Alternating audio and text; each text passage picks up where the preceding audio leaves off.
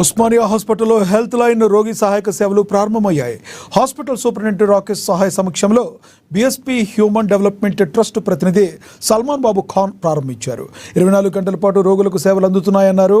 వాహన సౌలభ్యం ఇవ్వడమే కాకుండా రోగులను నడిపించడం, ఓపీ సేవల్లో సహకరించడం వంటివి చేస్తారన్నారు. హెల్ప్ అండ్ హ్యాండ్ ఫౌండేషన్ భాగస్వామిగా పనిచేస్తుందన్నారు.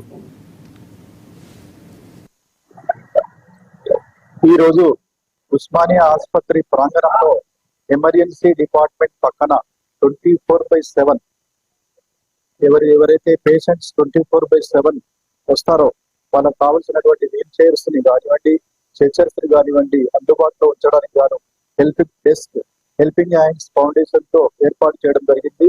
అది బాబు ఖాన్ బషీరుద్దీన్ ట్రస్ట్ సహకారంతో ఈరోజు చక్కటి వాతావరణంలో హెల్పింగ్ హ్యాండ్స్ ఫౌండేషన్ ఏర్పాటు చేయడం జరిగింది. ఫస్ట్ వారికి నా గుండెల నుంచి అభినందనీయం తెలియజేస్తున్నా, వాళ్ళ కృతజ్ఞతలు తెలియజేస్తా ఉన్నా. ఇది ఒక మంచి కార్యక్రమం. ఈ